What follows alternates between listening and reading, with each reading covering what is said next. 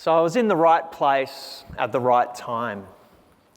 It was a rainy Friday afternoon in November 2002, and a voice came out of the computer that I was sitting in front of. The voice said, rather embarrassingly, "Master, you've got mail."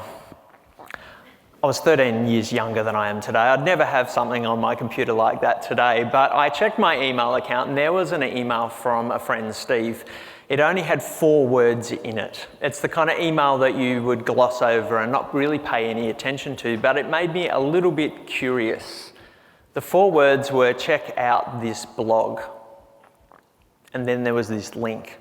I'd never heard the word blog before. It was 2002, and so I was a little bit curious about what a blog was, and I clicked the link. And in that instant of clicking the link, I changed the trajectory of my life in ways that I couldn't have even imagined at the time. To cut a 13-year story short, I started a blog that day. Today I'm a full-time blogger and I've built a business around blogging. I'm not the biggest or the best blogger in the world. There are bigger and better bloggers in this room and at this conference. But 5 million people every month come to my blogs today. I have the opportunity to make their lives a little bit better in different ways, and I've built a business around it. I often wonder about that moment that I clicked that link. What would have happened if I hadn't clicked it? What would have happened if I'd ignored that email? Or what would have happened if that email came in 2012 rather than 2002? It turns out that 2002 was the best time to start a blog. It was just as there was this rise of interest in new media, as we used to call it back then, and then social media, and I've been surfing that wave ever since. Serendipity was a big part of the building of my business. I was in the right place at the right time.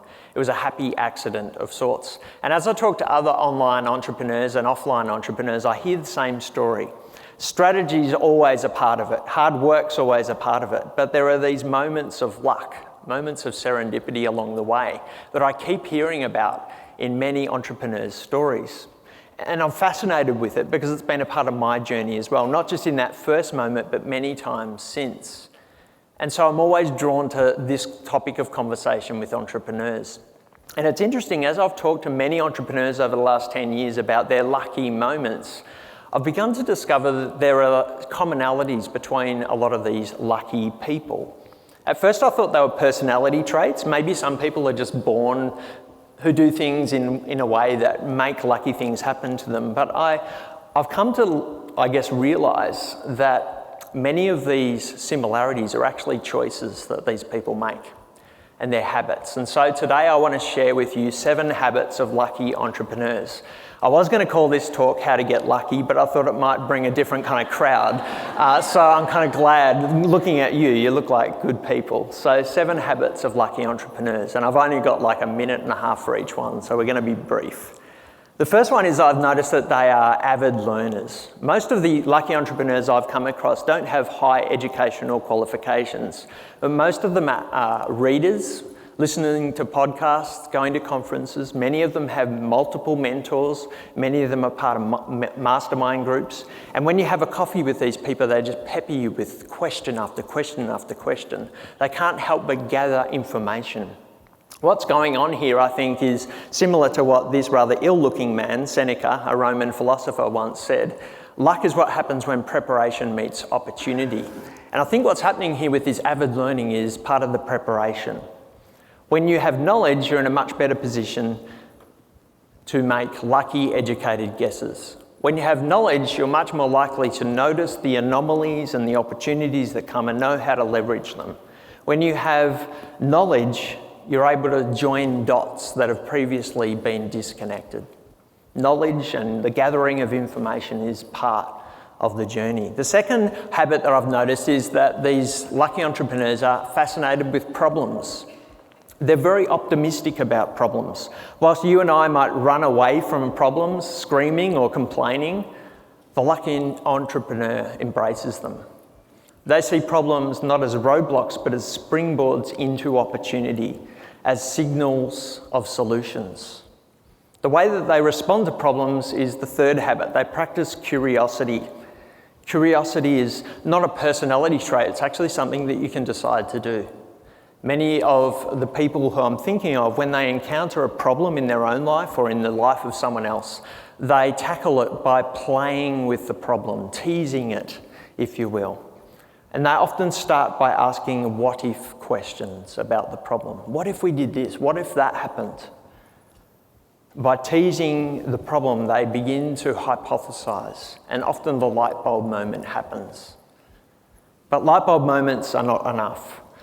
Light bulb moments remain in our head unless we begin to experiment. And this is the fourth habit that I see in many of these lucky entrepreneurs. They're prolific. They constantly are experimenting, getting the ideas out of their head in little ways to test them, looking for the answers to the what-if questions, testing their hypothesis.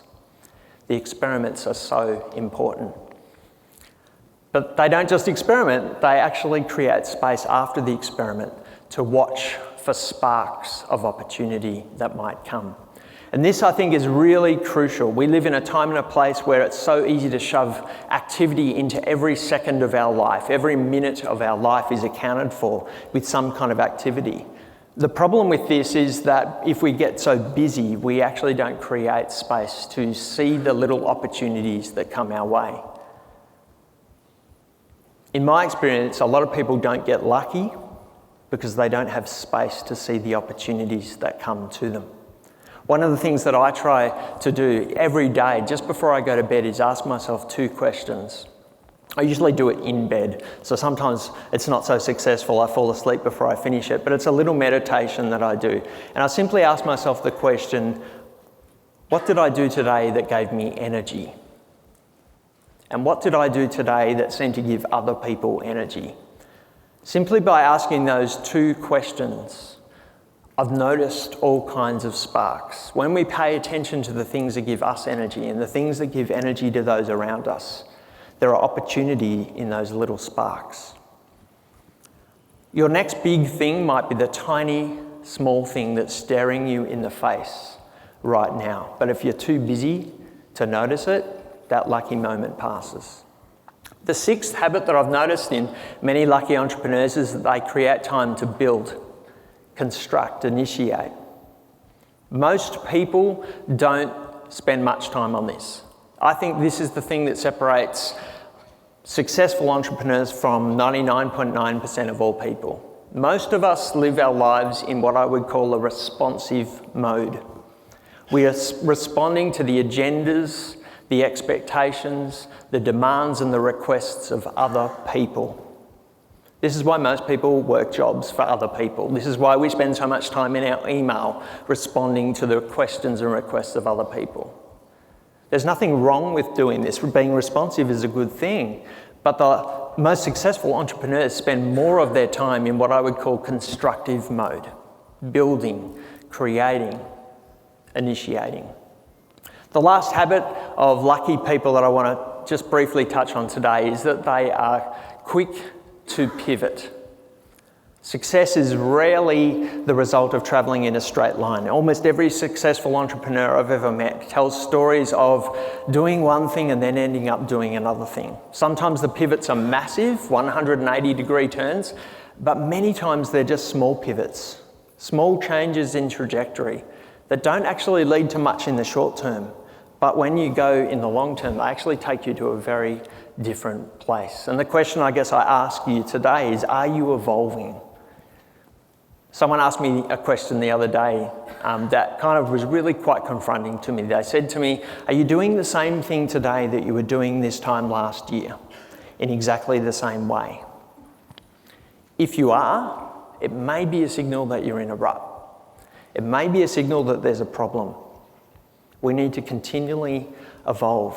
What you were doing today is just version 0.1 of what you will end up doing.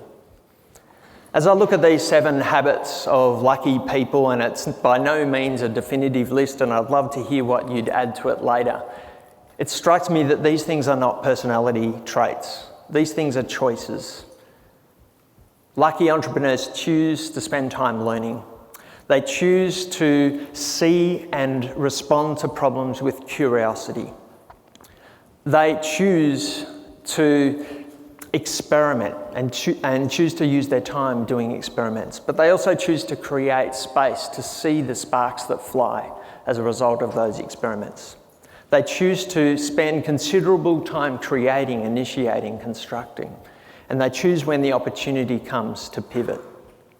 I was quite confronted with this list a couple of years ago when I first began to think about this and decided to do a bit of an experiment to take my own advice.